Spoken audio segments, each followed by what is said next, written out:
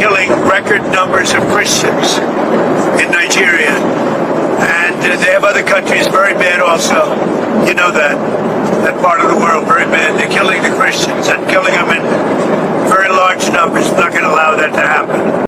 Hello everyone and welcome back. My people, matters are rising, like a lot are happening. Hey, I hope you guys heard what Donald Trump said in that particular clip, that they will not allow that to happen, the continual killings of Christians in Nigeria. Like, they are not backing down, my people. So there are a lot of developments concerning this matter. On Tuesday, Tinubu is going to visit USA to meet with Donald Trump's vice over this matter. And another one is that CPC, like country of particular concern, 12 Nigeria governors, other officials will be in the list of US sanctions. My people, according to the news, 12 northern governors, prominent traditional rulers, and the senior judges are at the center of looming diplomatic storm at the United States Congress considers a bill that could impose far-reaching sanctions on them over alleged complicity in what American lawmakers describe as Christian genocide and systematic persecution under Nigeria's Sharia and blasphemy laws.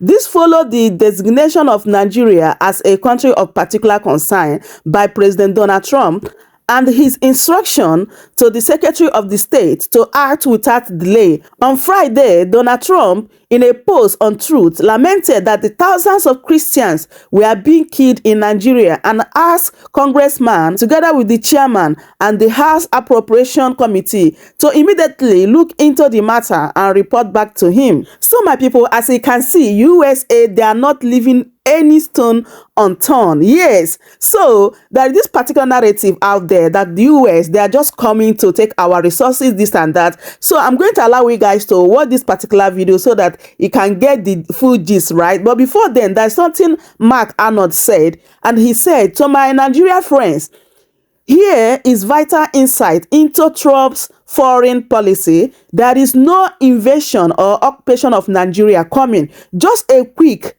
surgical removal of a cancer. Trump will remove the cancer. It is up to the Nigeria people to rehabilitate and heal the land.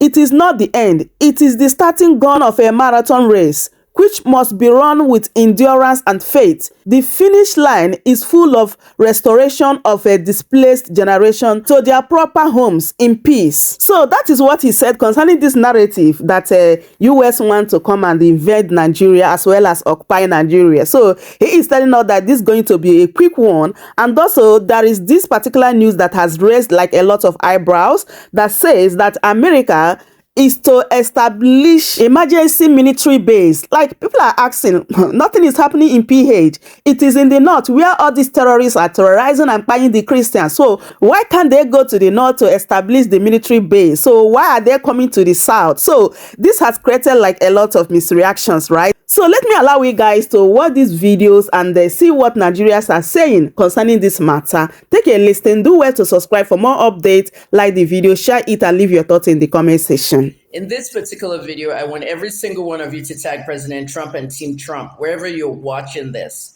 Because what we're going through right now in Nigeria with this CPC designation, President Trump's advisors will have to explain more of it to him.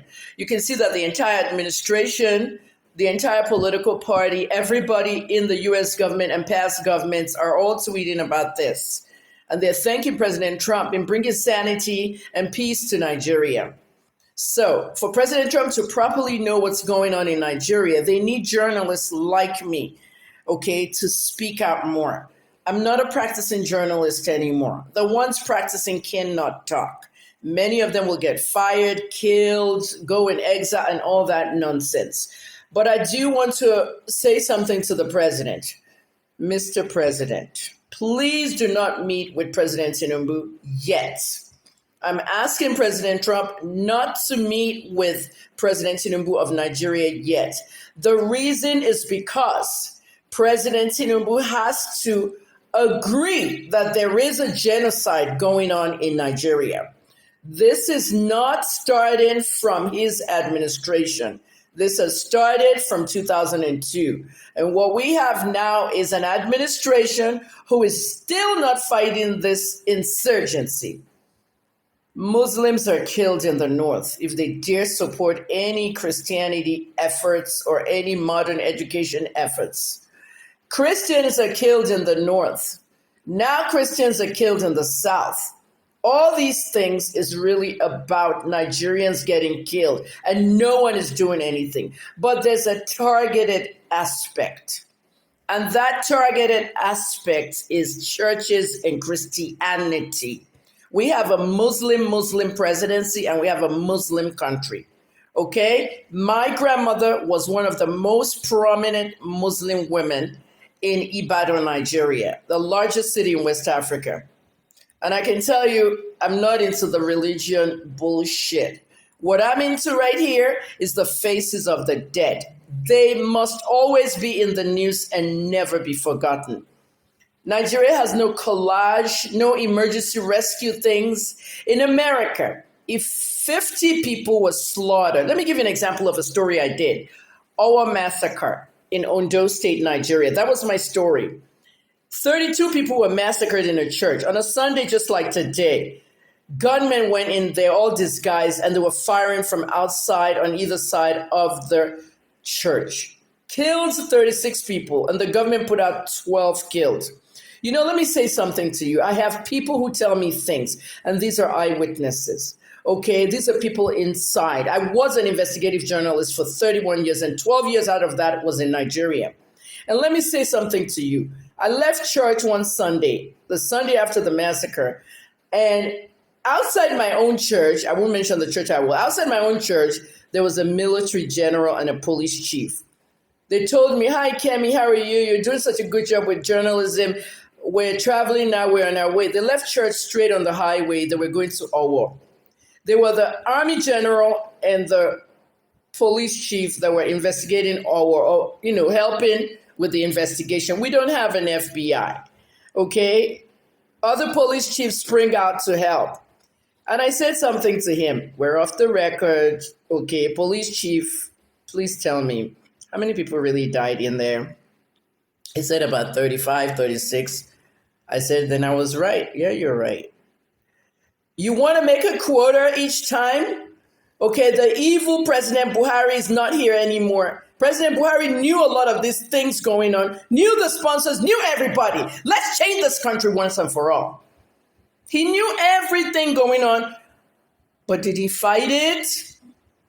And then somebody drew a narrative about sponsorship of Boko Haram. They threw that one at Obama.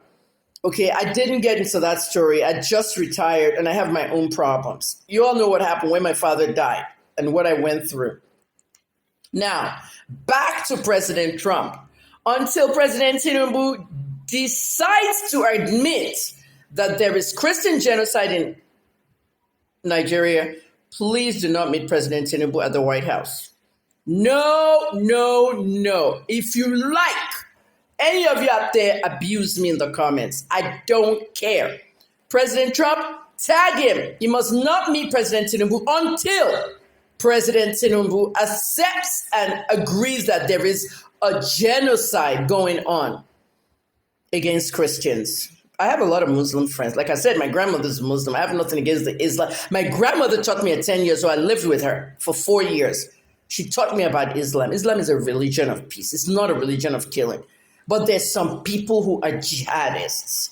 They have names, Al-Qaeda, ISWAP West Africa, Boko Haram, names. What is the Tinubu government doing? President Tinubu's government is announcing a new terrorist group to us every 2 weeks. Why is the media so controlled in Nigeria? The Nigerian media is controlled because the politicians and businessmen own the media houses. So they're so controlled that these journalists come out, oh, a new terrorist group, Ansaru, a new terrorist. We don't want to know the new terrorist group. We want them eliminated, unalived and taken away. President Trump, you need to send a B-2 stealth into Maiduguri. Sambisa Forest, an entire body of forest, a geographical location that used to be a tourist attraction for people who went to northeast Nigeria, Maiduguri, Nigeria. Sambisa Forest is where these terrorists live, harbor. They kidnap schoolgirls. Boko Haram kidnap the Chibok girls, the Dapchi girls. They hide them there. They marry them off. They kill people. If Trump can take a B-2 stealth out to Iran and take out the tyrants over there, the prison walls open, even professors, Iranian professors, intelligent people who have been locked up since the 80s or 70s, some died in there. Many of them escaped when the walls of the prison, like it's in the book of Acts. The book of Acts talked about how Paul and Silas broke out of the prison when the doors opened. We need to do that. I'm a Nigerian. We need to do that. We need to send B-2 stealth bombers up there and open that forest up, open their activities up. President Trump, we have lost service chiefs.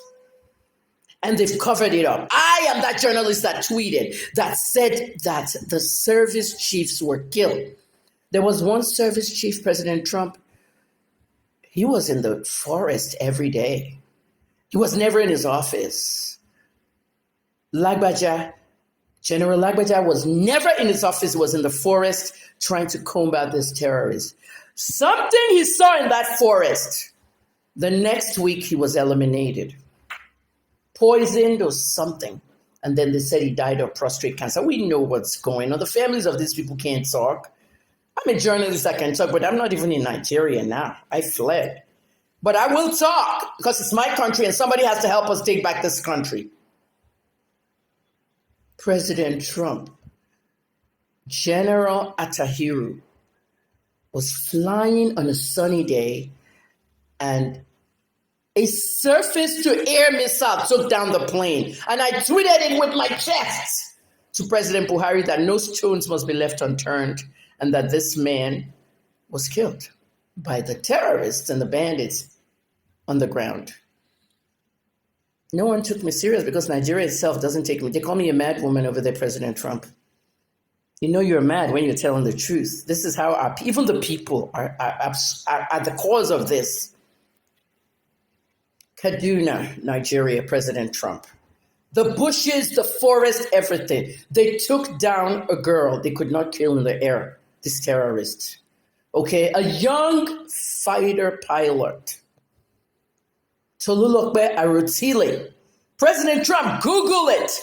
Arotile, Hegseth. You're there. Google it. Pete Hegseth is the Secretary of War, United States Chief of Defense. It's now Secretary of War. Hegseth, Google Arotile. Arotile. Tolu, Tolu. This young girl was a fighter pilot. She was bombing terrorists. And they took her out. The sponsors are politicians. The way they took her out, they made sure she was on the ground. She was just going to her apartment and two men backed up their car into her, killing her. In Nigeria, they kill you and make it look like an accident. The journalist that was killed last month, a female journalist, Somto Maduagu, was working on a story about terrorists. The U.S. President, Mr. Donald Trump, regarding what he has now also described as Christian genocide in Nigeria. But now, we are taking an international dimension.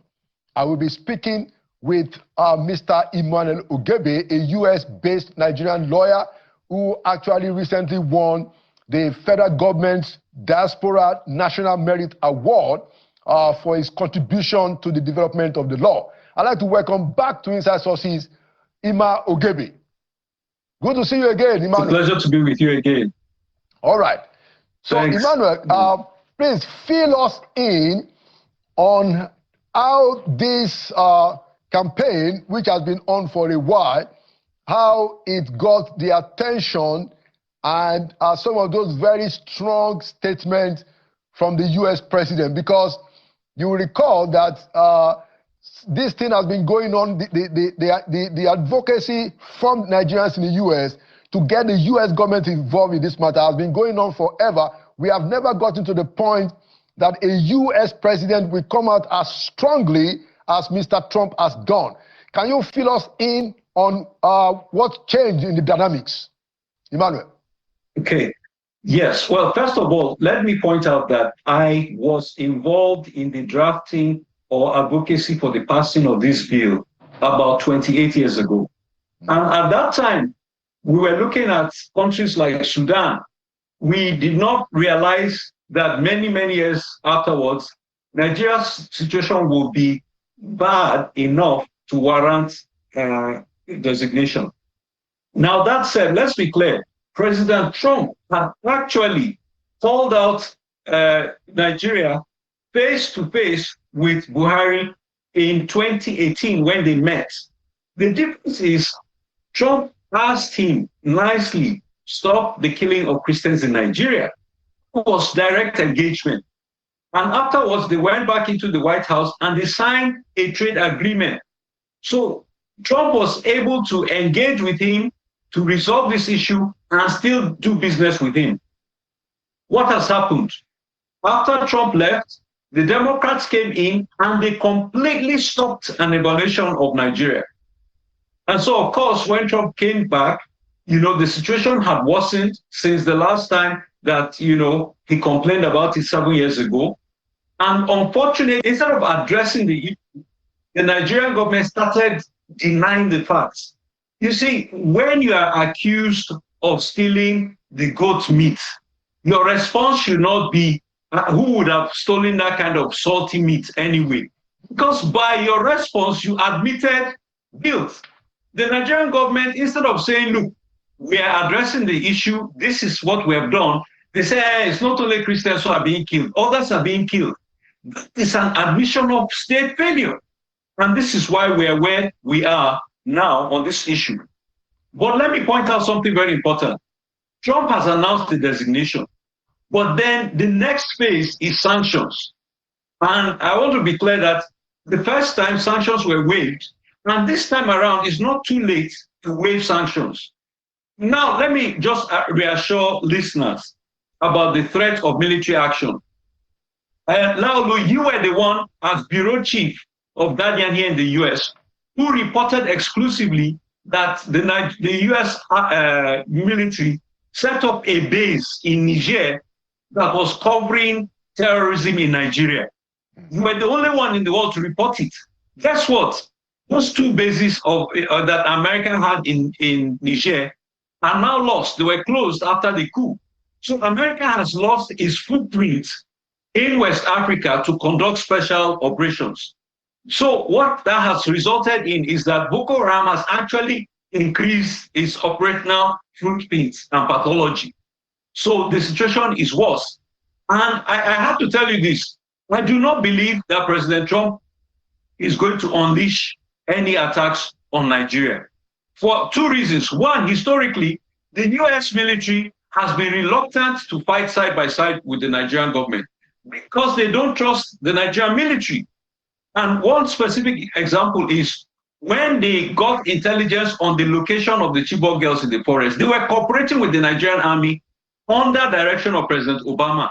So the US government told the Nigerian army that they would gas the camp where Boko Haram was with the girls and then knock everybody out so that they could rescue the girls safely without exchange of gunfire.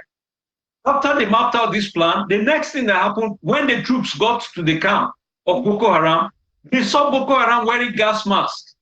So the US realized that the Nigerian military had leaked the operational details to Boko Haram. This is why the US does not want to work directly with Nigeria with boots on the ground, because they do not trust the Nigerian army. Now, here is what we could be concerned of, and here is what I believe Trump was referring to. An American was abducted in Niger and was brought by the Fulani Islamist terrorists to Nigeria as they were about to sell him to Boko Haram. That was during the Trump first term. So Trump sent US Special Forces to Nigeria to go and rescue them. But to show you the level of cooperation between the US and Nigeria, Taj Patel then was the one who was to liaise with Nigeria and give Nigeria information that US troops were coming into their airspace. They literally stopped the SEAL team while they were in the air until they got clearance from Nigeria to enter Nigeria's airspace. They arrived in Sokoto, they killed the 6 Fulani terrorists who had abducted the American citizen. They captured one and handed him to the police, and then they flew back with their citizen. What happened then? Trump came and announced it, that we have just recovered Philip Walton in an operation who had been abducted. So why am I giving you this background? A few days ago, another American was abducted in Niger. And what Trump is saying, in effect, is that if this guy ends up being brought to Nigeria again by these Fulanis who abducted him, I will take action. So the likelihood, what he might mean, is that the location where this boy is found will be held liable. So my advice to whoever is in touch with these people, I know that Nigeria's NSA has been involved in ransoming people from Fulani bandits. Let that American that ride out be found and returned peacefully so that there will be no problem. Well, let's just, for the sake of objectivity and balance, let's say that what you just said about the NSA is an allegation because that office has denied, ransom taking, since it's not here to give a response. But to take your question to the next level, you also will recall, Mr. Ogebe, that it was the first presidency of Mr. Donald Trump that actually facilitated the sales of the military to Kanos to Nigeria, which was prevented before it got there. So clearly, I also don't think that Mr. Trump is playing games. And like you have said, he had also raised this issue informally with the former president. And so it's not as if he's just coming to the issue for the first time. So I wanted to ask you the next question, that what do you say, with this background, what do you say to the conspiracy theorists who argue that the Americans are only interested in the resources in Nigeria, particularly the solid minerals, the lithiums, and all the other stuff that they are in they have a significant need of? What's your response? You are there in Washington, D.C., Emmanuel. Well, the funny thing is that the United States has more oil reserves than Nigeria. Secondly, President Jonathan told me himself that Nigerian oil is being smuggled into the US, and that he appealed to President Obama to help him investigate and stop the oil bunkering that was illegally going into the US. Now, of course, you know that the US has signed an agreement with Ukraine to have access to their earth minerals. Nigeria is not that critically needed by the US for the US to waste military manpower and resources to take over Nigeria. This is arrant nonsense. Our leaders in Nigeria are already stealing money from Nigeria and bringing to the West and buying houses. So they don't need to do that. Let me make something very clear. And the issue here is this, okay? When we're talking about foreign intervention in Nigeria, let us look at the facts. The people in Northwest Nigeria invited Lakawura, a terrorist group, to come into Nigeria and assist them in fighting bandits, only for Lakawura to come in and become bandits themselves. Let's remember that El Rufai, a sitting governor, said that he traveled out of the country to go and pay off the Fulanis who are attacking Nigeria. And we saw what happened. They ended up moving into Nigeria and creating a terrorist syndicate nationwide. Let's remember that Buhari himself brought in Fulanis in the hopes of, destabilizing the country if he did not win the elections. So when you look at all that has been done by the other side, it's unfortunate if somebody now comes to you and says, try and save your own people from being killed. And you, as a government who have admitted that these are foreigners who are coming in and killing you, are beginning to insult the person that, no, it's not just Muslim Christians they're killing, it's Muslims too. Let me point out something else that's very important to note. Trump has said that he may stop aid to Nigeria. And here's the thing. Remember that Obama and co at a point tried to leverage their aid to say Nigeria must introduce and accept same-sex marriage and so on and so forth. And, Nigerians were upset with them doing that. This time around, it's a very different situation. He's saying, try and stop the killings of your own citizens. So it's not a question of their imposing Western ideologies and theories on Africa. It's a question of saying, save your own lives and value your own lives. So I think, everyone should be rest assured that we will not see a military escalation, but we should certainly at this time begin to take aggressive steps to engage. The sanctions can be waived. The federal government should set up a response team and bring in knowledgeable people like yourself. You are in the US, you know this issue. Bring in Kuka, bring in, knowledgeable people. Let's sit down and come up with a roadmap on how to avert sanctions. Okay, thank you, Emmanuel. So let's talk about, in your own view, whether we need to have some kind of rallying together of all Nigerians on this matter. Because part of the problem is that you have quite a number of people in our population saying that, what about the Muslims that are also being killed? Some will even come up with the claim that, look, more Muslims are actually dying from the killings, a lot of killings going on in the country. So, in your view, Emmanuel, how can we, pull ourselves together and say that, look, let us treat this as a national concern, as a national emergency, and not something that is meant to divide us like Christians here and Muslims there. What's your counsel? Yeah, so the issue is very, very straightforward. And anybody who denies that Christians have been a central target and focus of the genocide is allergic to the truth. And you shouldn't play politics with the blood of martyrs, with the blood of God's children. That is unacceptable. Now, here's the fact of the matter.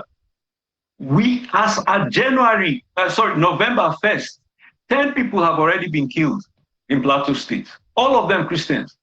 First day of November, okay? The week before, 12 were killed in Plateau State. All of them Christians.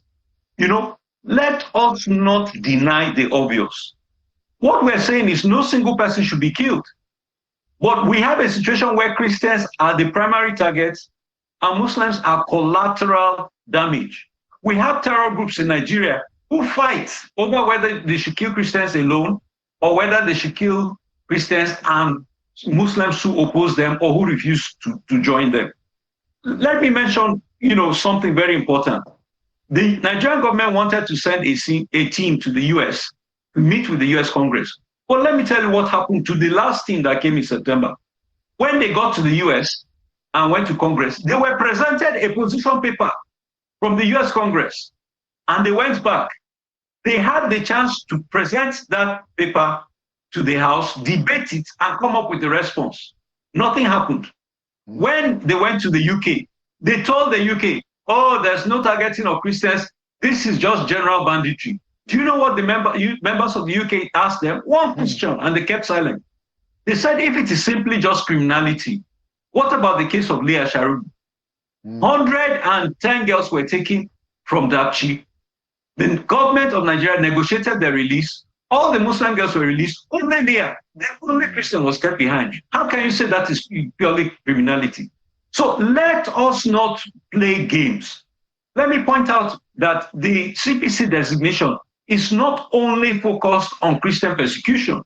It involves persecution of Muslims as well. That is why one of the key issues that was raised by Ted Cruz was the blasphemy law. We have two Muslims who are, one is on death row and one is on life imprisonment because of debates that they had with people, and they were now condemned as having perpetrated blasphemy and apostasy, and they've been sentenced. These are victims of religious extremism and intolerance. But even with this case of these Muslims who went through this legal process, compare that to Deborah Emmanuel, who I'm showing on this T-shirt. Deborah was a Christian. If they were offended by her remarks, he could have been tried like the Muslims. He wasn't. She was burnt alive.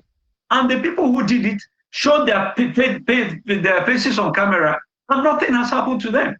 So we as a country to set up a response, but most importantly, the National Assembly should begin a hearing on the state of religious persecution in Nigeria. And let Nigerians ventilate their grievances and let this administration address it. I believe that President Tinubu is a political engineer. For him to have overcome all the obstacles he had to achieve this position, he's somebody who is very savvy. And he has the opportunity to resolve it. We want Christianity and Islam in northern Nigeria to be like Christianity and Islam in southwest Nigeria. And if Tinubu cannot do it, somebody who is married to a redeemed pastor, then there's no hope for Nigeria. Thank you so much, Emmanuel Gebe. And I share that view entirely with you, that the president is specially positioned to solve this matter just by the point that you've raised, and the fact that in the Southwest, you have the best model of Christians and Muslims and all other anywhere in the world. The Southwest is an example of religious tolerance anywhere in the world. Yeah. So Mr. President is positioned to actually solve this problem. I'm going to give you one more minute. Can you tell us, so how was this reflected, or is going to be reflected at the International Prayer Day? Please, 1 minute. Yes. Well, around the world, today is marking the International Day of Prayer for the Persecuted. And here in the DC area, we're going out to pray for Nigerians in particular. And I know that on December 1, I believe, Nigerians are gathering outside the White House to also protest in honor of people who have died. Let me just mention that on Sunday last week, we buried a Nigerian Christian from Yobe who survived the genocidal attacks of 2012. But he lost 3 sons who were killed by Boko Haram that day. One man. And last week he died and was just buried on Sunday. So we are continuing to see parents of people who died themselves dying. So the collateral effects of the terrorist attack is having second, third, and fourth repercussions. And this is why it needs to be taken seriously. Thank you so much, Emmanuel Gebe. And we continue to pray, for the souls of the departed. Welcome to Chamber News TV.